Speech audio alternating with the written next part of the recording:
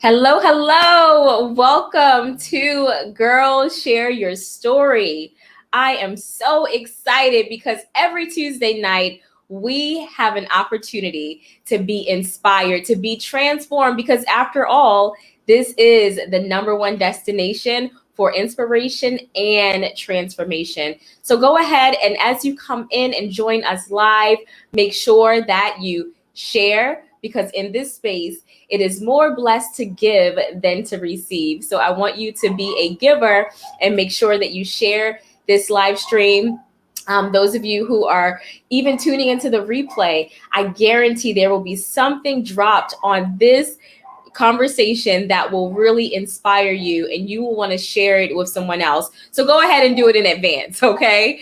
Go ahead and take care of that right now because I am really passionate about making sure that the inspiration goes global and you are a part of making that happen because there are lives who are dependent upon us sharing the good news and sharing what wise words we have to offer. So today is one of those special opportunities where we hear from a woman who is talented in her own right. She is a world changer. I'm talking international, y'all. And she has not only taught thousands of people, coached them to their greatness, but guess what? She's here today to share those jewels with us. And man, this is going to be a very exciting experience. I'm talking about no other than Miss Esther Graham. Clap it up for y'all. Y'all can clap for her. It's all good. It's all good. Hey. Hello, Yes. hello, hello. Esther, welcome. Thank you. Thank you so much for having me. What an honor. Thank you so much. It's an honor to be in your space. I know that this is a very unique time for all of us, and we're dealing with our personal challenges. But man, to be able to come together and just give of ourselves in this way is something that I really value. So I appreciate your time, and let's get right on into the conversation. Oh, So yeah.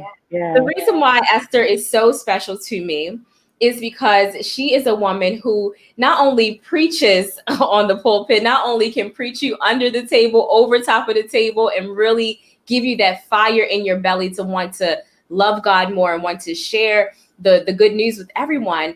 But Esther also is not reserved to just the pulpit, but she is engaged in marketplace ministry. And what that means is that she's so committed to giving her gift, giving her wisdom, not because she thinks she knows it all, but because she's been through some stuff. And I don't know who's out there who's been through some stuff, but you know that when you have come on the other side, that you have this Yeah. gumption, this desire in your belly to want to share your wisdom, share your scar stories, not so that people can feel sorry for you, but that so that people can be inspired to change their own lives. And that's exactly Yeah. what Esther has done and is doing. And so, Esther, by all means, girl, share your story.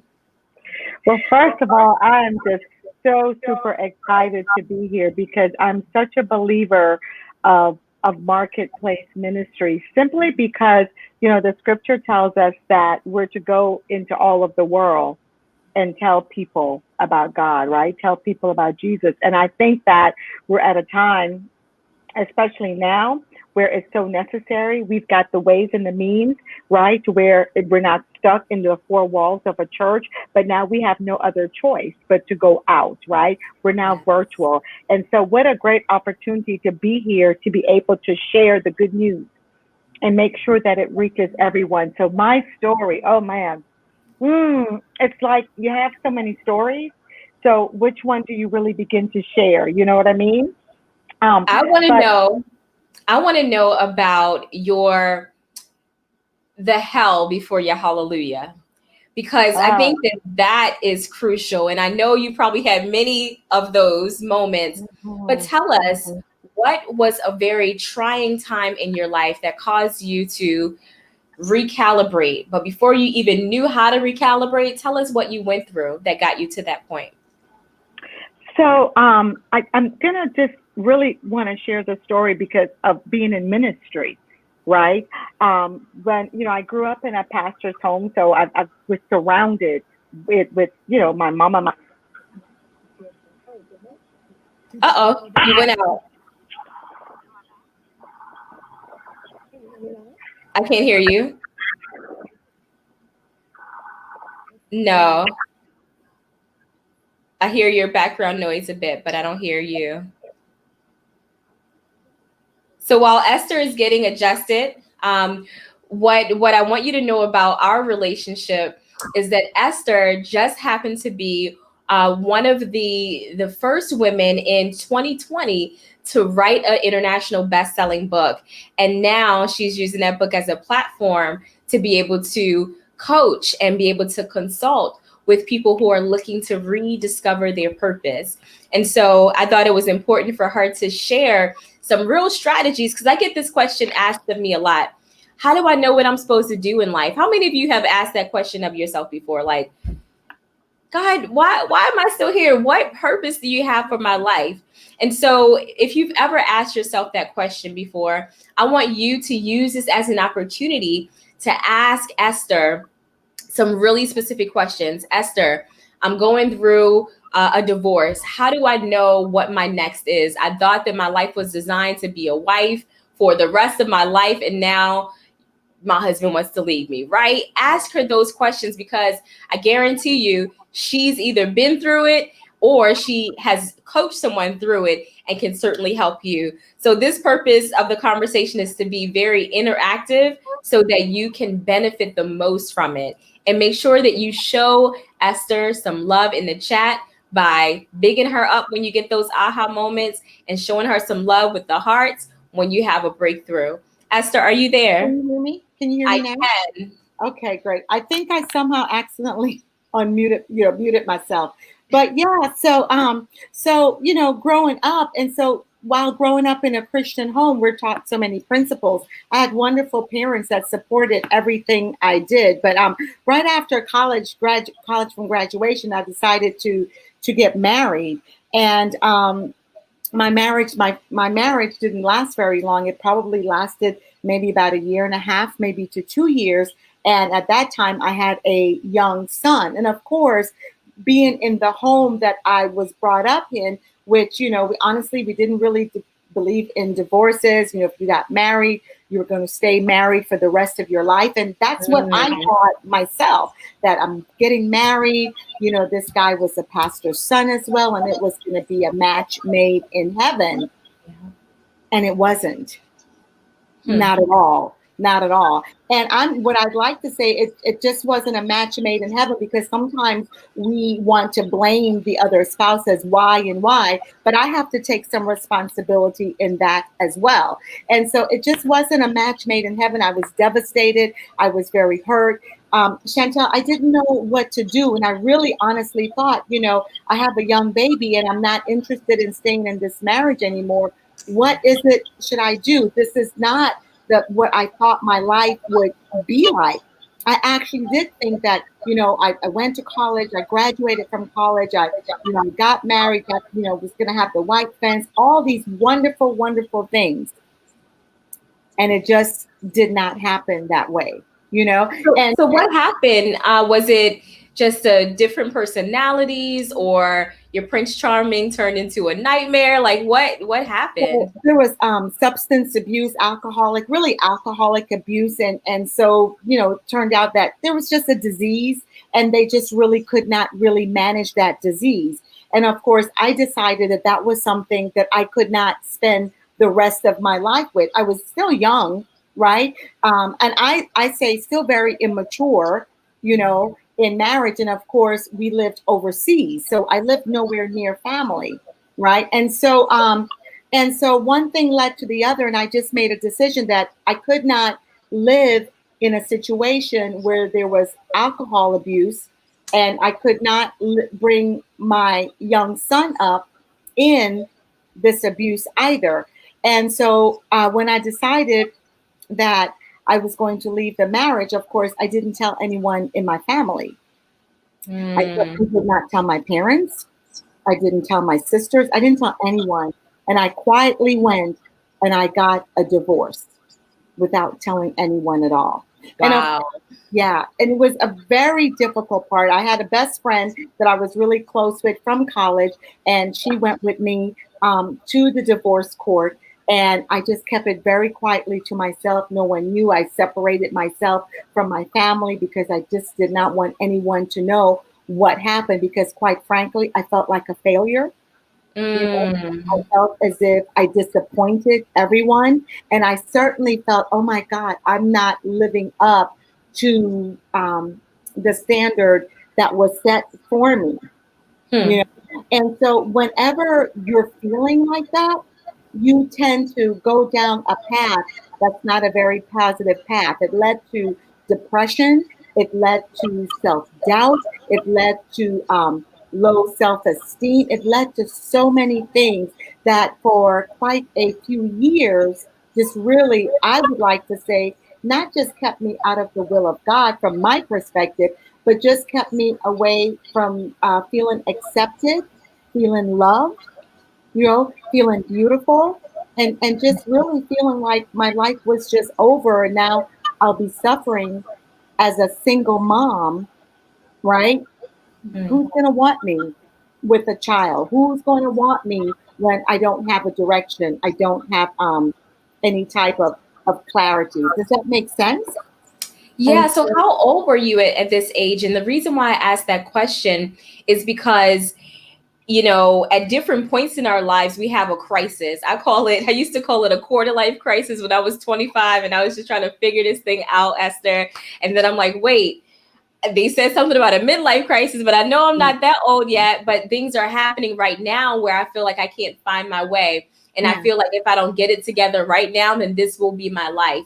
So, how old were you, and what advice would you give to someone who is concerned with who's being pulled? They're being pulled by the fact that they thought that they would be further in their life than they are. And then they're also being pulled by other people's expectations. Yeah. Yeah.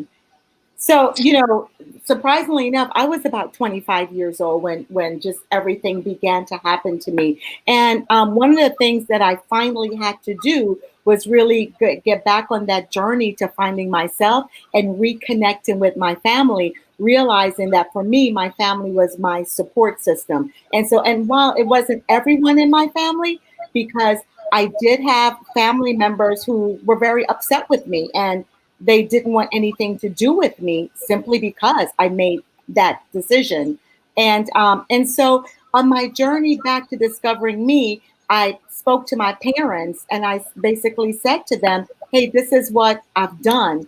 And surprisingly enough, Chantal, they were said, "You should have said something to us. We would Mm. have been there for you." I remember that my father spent so much time just telling me that, Esther, you're still worthy. God still loves you. And he just really began to push back in me the things that I needed to hear. So if you're on this journey where you feel as if you made a bad decision, because one, your past does definitely not determine your future, right? It's really a journey to take you to where your ultimate destiny is, what your life purpose is, right? Because in every mistake, every incident, every circumstance that we have builds upon who we are becoming as we're growing, right? And so I just really went back and began to speak to my parents. I got to a safe space, let's say, and really began one of my sisters who would talk to me all the time and say, "Tell me, it's okay. It's okay. Let's work on where you're going now." And just finally being accepted by those who are important to me. But it just Mm. didn't happen overnight. So if you're expecting it to happen overnight, it's not going to happen overnight. It does take time, because the first person that you have to realize is yourself. You know, Hmm. your journey for yourself. I'm hearing a little feedback. I don't know if it's coming from me, or are we good? Yes, I'm hearing you perfectly fine. Okay, great. So it's a journey really back to yourself. And that's really what I began, is a journey back to myself, and therefore a journey back to God, right? And honestly, taking it one day at a time and giving myself, now I realize that giving myself the grace and the ease to make mistakes. Mm. And really, I think one of the most important thing is that realizing who you are, realizing who God made you to be, and also realizing that your mistake is just that, it's a mistake. It's the circumstances that you're going through right now. But if you can get back to you, if you can get to any that support system that's going to lift you up and not tear you down, right? And that support system that's going to help you get back to God, right? Hmm. Then you can walk through everything else. Was it easy? Absolutely not. Absolutely not. And it took time. It took time for me to sit and talk with my mother. It took time for my mother to understand why I couldn't do it anymore. It took time for um, my ex-husband's family to really understand, which, and what you have to understand, or what I had to understand, is everyone's not going to understand exactly what you're feeling and what you're going through. Absolutely. And don't hold them to that. You Just said don't hold them to that. don't hold them to understanding that, because if you hold them to that and they don't understand, and they may never understand, then that also stops your growth, because then you're living according to what they would like and not what's best for you. Hmm. Right. And Wow. so on my journey back, and there were some rough roads, ups and downs, the turmoil was there. But the one thing I always remember is that I would always remember to talk to God about it, my Hmm. refuge, talking to God. Tell us what that conversation was like. When sometimes as new believers, sometimes they don't know what it means. And I was once there before, what it means to have a conversation with God. What is that like? It's just a very transparent conversation, that basically you just tell God how you feel. Many times we feel as if we've got to, have these and thous and these don'ts, and these great words and all kind of stuff. But it's a simple conversation as, God, this is where I am right now. This is how I'm feeling. And if I was angry, I would tell God, I'm really angry about this. I'm really Mm. upset about this. I would talk to him about my young son, who I said, God, he needs a good father. I would tell him, I want a father. I want a husband that's going to love my child like if it was biologically his child. Hmm. I wanted, that was so important for me, because I felt as if I failed as a mother, right? And one of the worst things that you can feel is failure as a mother, that you Hmm. failed your child. It's not a good feeling at all. So my prayers would just be conversations. Chantal, I would be driving and I would have those conversations with God. I would be crying, just crying, and have those conversations with God. You know, Yeah. just Because it doesn't always have to be audible. no. God responds to our tears, He He responds to responds our to our prayers. moans and our Yeah. Yeah. groans. And sometimes we're waiting for this boom, boom, like God, no. Sometimes it's just that very small piece that he gives you, what you're feeling in your heart, or that presence of calmness. Sometimes it took me just walking outside and just looking at his beauty and just being thankful that although I wasn't where I wanted to be, and although I'd made some serious mistakes, some bad decisions, that he still loved me and he was still putting me in a place, on a path to where I could become completely whole. you know Mm. and so that was the journey for me. So the prayer is a conversation, just communicating very calmly with him. And sometimes, Chantel, it was just being mad. I said, I can't believe this. I thought I was following I thought it was going to be like this. It's not fair. And sometimes I threw that temper tantrum, but when I was done with all of that, because sometimes you just got to get it out, right? Oh, yeah. Dry my tears and get up and say, okay, God, now what do we do? Now put me back together, God, because clearly. Where do we go? I have to show up for my son. I have to show up. So where do we go? What do we do? Yeah. And so it's just a simple conversation. And really, that's what I did, was have that continual conversation. God isn't expecting us, by the way, to be perfect. He's not expecting us not to make mistakes. He just wants us to say, look, just come and talk to me just the way you are. Tell me exactly how you feel. If you're mad, tell me you're mad. If you're sad, tell me you're sad. If you're feeling depressed, whatever it is. I want to know from you, Esther, did you get any warning signs? Like, did you feel at some point in your belly that this person wasn't the one that you were supposed to marry? And the reason why I asked that question is because as we're growing in our maturity, we're still trying to figure out what is our will, what's God's will, and what is the devil trying to get us to do. And Yeah. so I want you to tell us a little bit more about having that eye and ear for discernment, and if that was at any point something that was that you heard or felt when you were in the process of getting married. Definitely, yes. I definitely saw the warning signs, but I thought that I can work on that. That's not a problem. You know, that'll change once we get married. You know, I remember specifically having a conversation with his parents at the rehearsal dinner. And I said, oh my gosh, I said, I can't believe he's done this. This isn't going to work. And I said that then. But yet, you know, both, you know, I was determined to go through with it. I was determined that we were going to be happy together no matter what. And so I was going to make sure that, you know, I did whatever it took so he would change and all of these different things. And you discover that you can't change anyone. You could really only change yourself. And so so there were definitely warning signs. And I think even his parents were very concerned as well as to, you know, I believe they were praying that, man, that this was going to work out, because, you know, he has a wonderful family, a very wonderful family, you know, very loving, very kind. It's just that he has a disease or had a disease.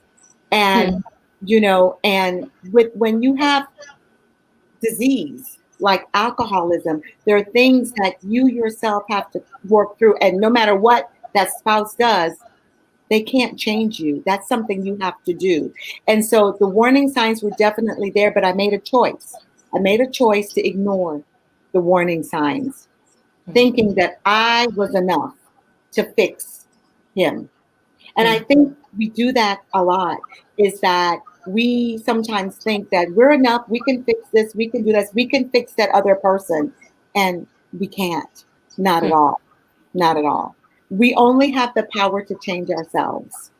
We only have the power to change ourselves. We only And have, that you did, my sister. yeah, You changed yeah, yourself. How I did did. you rediscover your identity after, man, coming off the mountaintop of everyone's expectations, thinking that you had it all together and that you were going to be the wife of the year and the mother of the Had the century? wedding of the year, had the wedding of the year. Yeah. Man, Um, how did uh, you pick yourself back up from that? it wasn't easy, but I crawled my way back up. And honestly, I just again had to really go and begin to talk to God. And then through all of that, you know, I met a wonderful man, you know, and at the beginning when I met this man, I still wasn't altogether there. I wasn't altogether right, but he befriended me, and we became really good friends, friends first, Hmm. you know, and we would laugh and talk. And I was able to sit and talk to him sometimes and say, hey, this is just how I'm feeling about this, you know, and this is, you know, I don't, you know, I don't feel like this person. And so he was very open to everything that I was saying. And then with my son, he would play with him and talk to him and do all of those different things that was really very important to me. And so on a slow path back, that is really what helped with my healing. And a lot of people didn't understand that. And I was very careful. I was very guarded. I was extremely guarded. Extremely guarded. I didn't allow anyone to get very close to me. I certainly did not allow anyone to get close to my son. Because I felt that I needed to protect at all costs, and for me to tell you that it went. Listen, I was on a spiral, just out of control, and so coming back is that he's my husband now. We've been married for, I want to say, about 32, 33 years. He always remembers. I always, yeah. But he was really that person that God used to help me get back on track slowly, Hmm. slowly. And I think what always keeps us together is not just our relationship with God, our vertical relationship, because if your vertical relationship is good, then your horizontal relationship could be that much better, right? But it was just his patience and just his willingness to just love me no matter what, you Hmm. know, just no matter what, and just to be there sometimes, just to listen to me, to listen to me cry, to listen to me just say all kinds of crazy things. And so that's what God used him to just begin that healing process, you know what I mean? We Wow. became good friends, and he was my safe space. He was my safe space. And the signs, even before he asked me to finally marry him, they were all good signs. You know what I mean? And so I was so concerned because when he said, I'm falling in love with you, and I said, well, I'm not interested in that. I just Mm. really enjoyed the friendship. But then Hmm. I began to fall in love as well. And I remember when we decided we were going to get married. And I said, listen, you have to talk to my parents first because I've already gone through a rugged road. You understand what I mean? It's really rugged road. And he spoke to my parents and my family. They observed him very closely, very, very closely. I'm They sure. observed his relationship with our son, and how he was treating him. And finally they gave their consent. But yet all of my family wasn't with it. I had a family, a sister that they didn't come to the wedding. None of the family came to the wedding. Why? Because I divorced. Yeah. And so what you have to do is when you're going through your journey and when you're going through the turmoils and the situations in your life, you have to know who you are. And you Hmm. have to believe in yourself, believe the plan that God has for you, and believe in God that gives you that foundation, you Hmm. know? And so with that, with the love that he had for me, that I was able to rekindle even my relationship with God. Because I tell you, we got married, we moved to North Dakota, we went to a church together. He got up and he joined the church, and I sat there with our son. And the pastor, I will never forget this as long as I live. The pastor said, is your wife and, you know, son coming? And he looked at me and I said, I love it.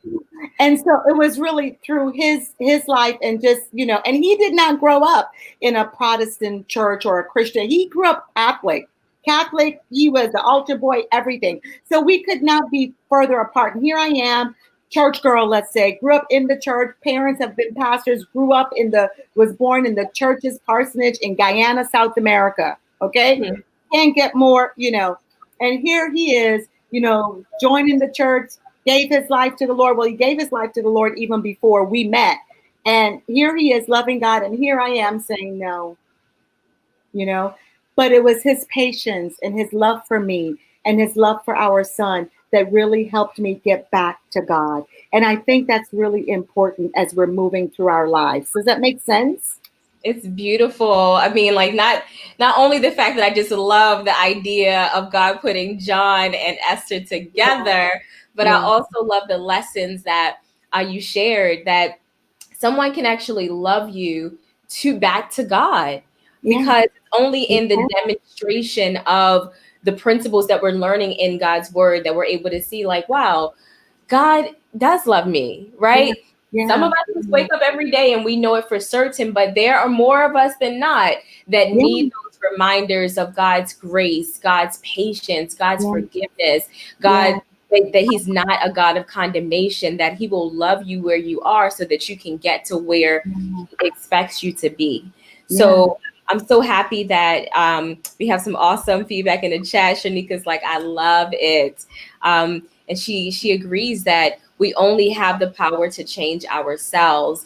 However, there will be people who can love you back to that place of who God designed you to be. And you see that Exactly. through Esther's explanation of how her husband was that key. I could say the same thing. My Yeah. husband was that key to make me fall madly in love, not even with him, because I thought that Yeah. I was crying out for a man that would love me for the rest of my life. But I was really, that cry, God heard it and he knew that I was ready for him. Yeah. Yeah. Yeah. He knew Yeah. I was ready And for it's, him. He and it's so did. Hmm. and it's so important because he accepted me for me, my isms, my schisms, everything. He didn't say, Esther, I need you to change. Mm. Esther, I want you to become this. He just accepts me for me, and he is still like that to this day. He's still like that to this day. I am just me, and when I struggle with being me and I talk to him, he'll say, Esther, do what God is telling you to do. It's okay. And I have to tell you that, in our marriage, has it always been easy? Of course not. It's a marriage. We're two human beings, okay, coming from two totally different backgrounds. He's Southern, right? American, African American. I'm from Guyana, South America. Okay. I'm very much. And for those of us who don't know our geography too well, let us know where that is in So relation Guyana, to. Guyana is in South America. People always get it mixed up with Ghana, but we're in South America and we share borders with Venezuela and Brazil. And so we're right at the tip, at the beginning of South America. Right when you leave South America and you go into the West Indies, the first place would be Trinidad and Tobago, and then it goes on from there. Yeah, and so the Guyanese culture is very much a culture. It's a mixed culture, I like to say, because we have so many races there. But it's very much in a culture that's influenced by African influence, Indian, East Indian influence, European, and of course Latino influence. And so it's just a very nice blend of beautiful people and culture. So that's and so when when you're coming into a culture like for him, he's coming into a culture where everybody's looking at him with eyes of suspect, like, let's see what he's all about, and just the way that he would move through that with grace and ease. I remember him sitting down and having a conversation with my brother-in-law, and they were talking and he was answering yes, and I said, did you know anything? He said, not really, but I was just shaking, because the accent was so thick. But what you look for is that even to this day, not that we've not had our differences, not that sometimes, Chantel, it hasn't been a bumpy road, but because we don't try to change each other, we allow God to do any changes, right? We can maintain, because as you're, if you're looking for a spouse, or if you've been hurt from a relationship, it's not the end all. You will come back. You will bounce back. You will be healed. Be sure of that. And God will send you that person that will help you on your road to healing, on your Hmm. road. And for me, it has been a relationship to where that's my ride or die. That's the person when I'm really hurting, when my mother passed away, that's the person that comes in and helps me to heal Hmm. just by his actions. And so, yeah, it's been great, but it wasn't easy getting there. So let us give, if you would. So you wrote this incredible book, Why, Stepping into Your Purpose. And I think that you gave some really fundamental strategies on how one, suggestions rather, because it's not a one size fits all. And the purpose of us having this conversation is for you to be equipped with tools that can help you. But at the end of the day, your story is different, right? But Yeah. use this as a starting off point to discovering your purpose. So, can you share with us what are the three strategies? You gave us one earlier, which is talking to God and being very plain about it, not trying to recite all the scriptures that you can think of, but just having a personal conversation as a daughter to a father, as a son to a father. That was Mhm. one of the strategies. What are two other strategies that if someone is stuck right now, and they're just trying to figure out why they were even created. The world seems like it's coming to an end and I'm still here. What do I do? How do I know what I'm called to do? Tell us how they can find that out. So I think the other strategy would also be to give yourself grace and ease as you walk through this time and really begin to look at what is your passion in your heart. What is something that no matter what you've been going through in your life that you just absolutely love, you know? And so begin to look at that and then begin to write that down. This is the passion. This is something that I love to do. This is just something that is just a part of me, and begin to go on a discovery of what that really is, and begin to journal that and write that down. This is what I love. I love that to be a homemaker, because realizing that when you're going through things in your life, there's different seasons and different areas of what. And so when we're talking about what is the purpose, especially now we're living in uncertain times and people are all over the place, we don't know. So how is it now while I'm here in this place where I can't get out too much? What is my love? Hmm. What is my love? And so give yourself grace and ease to discover that, realizing, because many times we'll have the 5-year plan, the 2-year plan. No, let's just have some grace and ease, and let's take our time and let's discover who we are in that area.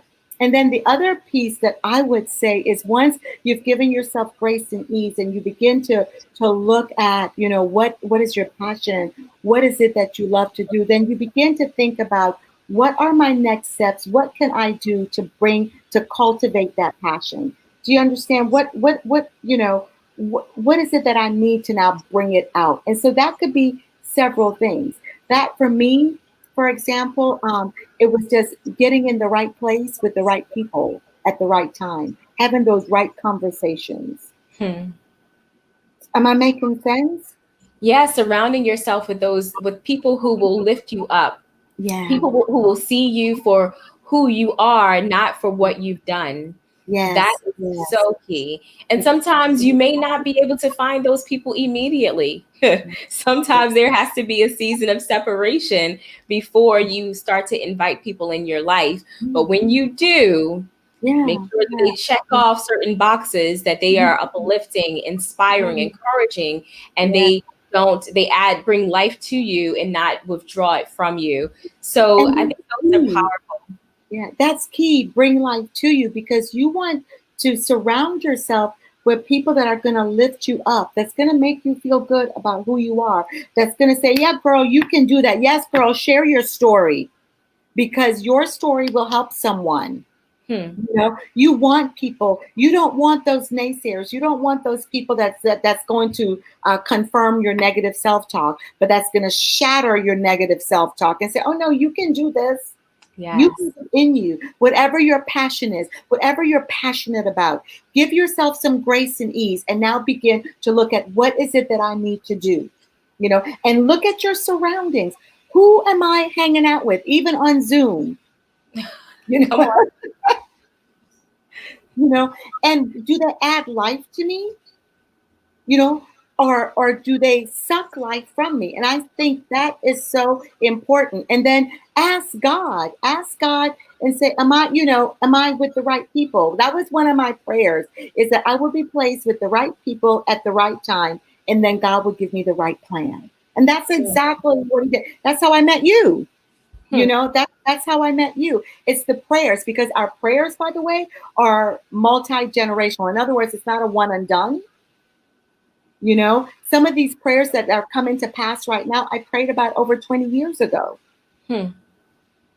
Yeah. And so it's not a one and done. And so what I had to learn was give myself the grace and ease to begin to walk through that, and make sure I set the healthy boundaries. I'm really big on that right now, because of the times we're living in, because I want people that's going to speak into my life. Yeah. And not tear me down.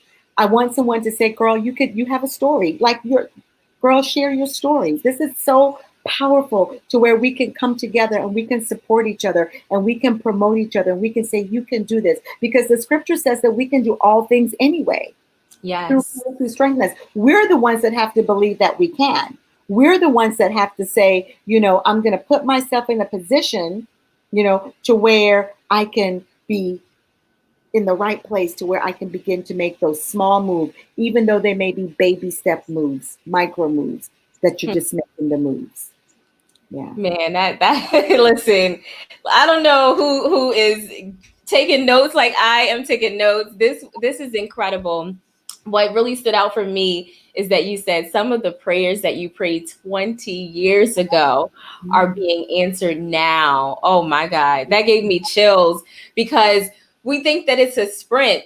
Shanika, come on. I know you can relate to thinking that by this age I will be married Yeah. with 2.5 kids and I would have a big old house and be rich and all of these Mhm. things that we have imagined for ourselves. And I'm not saying that they're wrong, but what Esther is telling us is that you have to have longevity in your You do. prayers. You You do. have to be You do. willing to sow, to toil the soil, to go and get some fresh soil, put it on there and water it continuously so that you can see the investment pay dividends Yeah. in the That's right. future. That's Don't right. give up too quickly. I love what Shanika said. She said, celebrate the micro wins. Mm. Absolutely. And Oh, even God. celebrate the Yes. time that you fall on your face. So important. Tell us about it. Yeah, celebration is key because anything that's celebrated is repeated. So when you think about your children, even when they're small and you're celebrating, it's, oh, good job, good job. They're going to want to do it again. That baby that's trying to walk, they get up and they begin to make those steps. And you say, oh, good. And they fall down. But when you say, oh, good, guess what? They're up again and they're trying to make those steps. And then sometimes they even stop and clap for themselves, right? Because they're so proud. They see you're clapping, you're happy, I'm happy. Celebration is good for the soul. And it even speaks about that in Nehemiah, where he says, hey, come on, y'all, celebrate yourself. Celebrate. Psychologists say that celebrate releases endorphins, right? And it places you on a path of success because our success begins many times in our mind, right? So if we can get those endorphins released to where it says, I'm celebrated for what I did. I may have felt, but I'm still celebrated because I'm still worthy. That I get back up, I walk, and I feel good about who I am. And really, celebration should be a part of our daily plan, our Mm, daily plan. We have our time management every day. We set our schedule out. And one of the things you should always do is celebrate yourself for whatever it is. Just celebrate just being you. Just celebrate just being alive because then it causes you to feel good about yourself. It releases endorphins and then you begin to move forward. It helps you to be success. And you'll find that when you really do research, the people that who are really successful, they celebrate the good times, the bad times, the sad times. They mm, celebrate it all because they hmm. realize this is all a part of my journey. This is all a part for me getting to my destiny, for me accomplishing the things that God has placed me on this earth to do. If I had a perfect life, if I didn't make these mistakes, I wouldn't even be here today. I wouldn't even be doing the things I'm doing right now. But everything is just orchestrated, just like a fine orchestra and, a symphony. Everything is just orchestrated. And you understand what I mean? And it just comes together. So celebrate yourself. Very important. It is divinely orchestrated, and we Yeah. all get to play in the orchestra. Even if you don't think you can play an instrument, Nikki, even Yeah. if you don't feel like you can sing, baby, let me tell you, you have a place in the choir. You Thank have you a so much. place. Man, Esther, you gave some incredible wisdom. And, I've heard that term before, celebrate your wins, but I don't think it really registered. It hasn't until I heard you say that and describe what that looks like. Yeah. So Yeah. thank you. I'm gonna incorporate that in my own life even more deliberately now. And Yeah. I'll let And you if know you how have it goes. children, and if you have children, incorporated in them because so many times, because we don't know how to celebrate ourselves, we don't celebrate our loved ones, and that affects them as well. And so it's kind of like a part of that journey. Celebrate. You got that. See, well, I celebrate you. We're all on virtual learning. Celebrate that they're able to sit there for an hour. You know what I mean? Yeah, incorporate it. You will be amazed, Chantel, that when you begin to celebrate yourself and everything, what will happen? You'll just feel good. You'll just feel so good. Like, yeah, I did that. I see you, Esther. I see you. You know what I mean? So, yeah, So important. Absolutely. So good stuff. Thank you so much. I know that you have to run, but I appreciate you. Nikki's loving on you in the chat, and we have so many others coming in from different communities who are hearing us and listening and celebrating you, Esther, for not only sharing your story, but really continuing to be a light, the salt of the earth that will certainly flavor up some boring dishes. Tell the people, Esther, how they can be more intentional about discovering their purpose and you going with them on that journey. So, how can you be more intentional about discovering your purpose? That's really good because it's something that you have to put in plan. And so, one of the things, and thank you, Chantel, who was such an encouragement. And when I met her, has it been 2 years ago? Hmm, Um, about um, that, yeah. about that said, you really need to write your book. And so I finally did. And so in my book, Why Stepping into Purpose talks about how you can intentionally step into your purpose by looking at the different areas of your life, right? And so setting that intentions for me, I set an intention daily, every day. This is what I'm going to do as I'm fulfilling my purpose, right? And so I began to coach people on basically, how do you walk in your purpose despite what you've been through, despite where you came from, despite your belief system, despite the color of your skin, your gender, and all that stuff that we use as an excuse to block us from reaching that. And so I created my company about 7, 8, 9, maybe 10 years ago called Festa Della Donna, which is a company. It's based on celebrating yourself, celebrating who you are as women, right? And the website, can I give you the website for that? Of course, please do. It's www.fddwomen.com. And when you go on that website, there's a free mini course that's on there that helps you set your intentions of discovering who you are and walking in your purpose, right? And it's the mini course. It's called Created for More. So, and it's totally free. So when you go on the website and Give you it to can, us again. it's FDD Women. FDD Women, WOMEN.com. And when you download that course, it'll give you the 7 areas to where you can begin to outline some things for yourself, just for you. This is a course just for you, right? To begin to discover who you are so you can set your intentions to walk out. I like to call it your 365 days of purposeful living every day, Mm, every day. So, yeah. that sounds like a title of another book. Yeah, yeah. Love it. So thank you so Yeah. much, Esther. Please give the folks your social media account, not your social security number, where they could get in touch with you as well.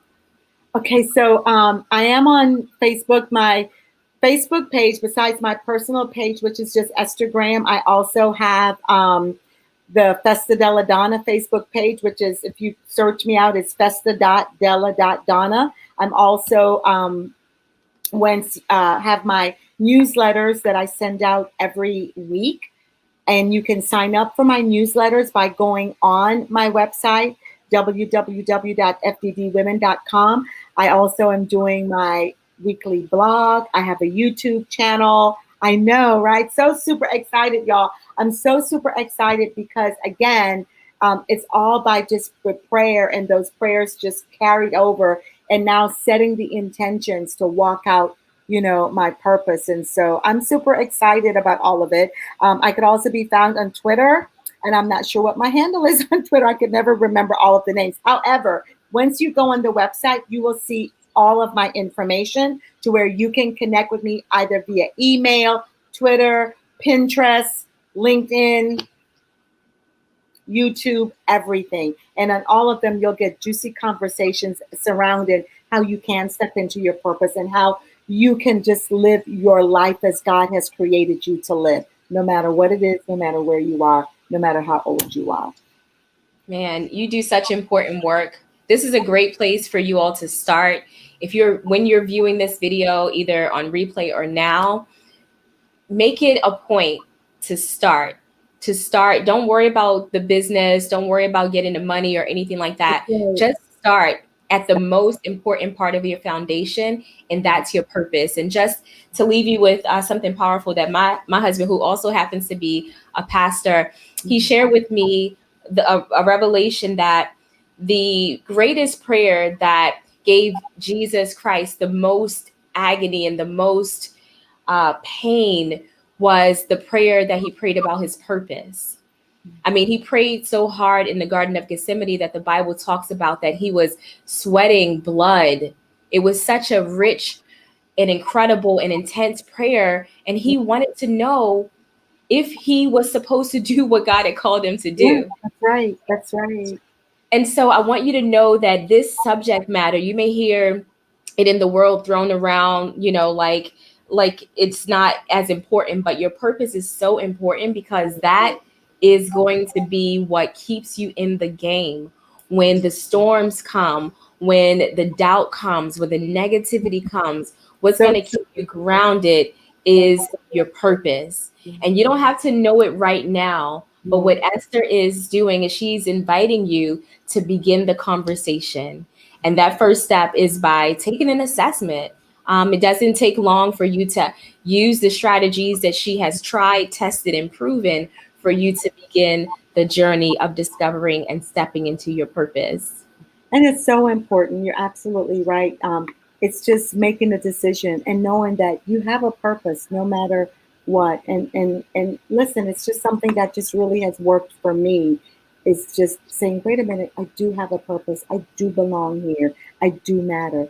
Chantal, thank you so much. I appreciate you having me on. I appreciate you setting the example and just doing what you do. You know, as a pastor's wife, there's so many roles that we play, you know, and just to be able to sit with you and have just a candid, very authentic conversation is so important as we grow. So thank you so much for doing this, and thank you for the Bestsellers Academy. Did I say it like yay?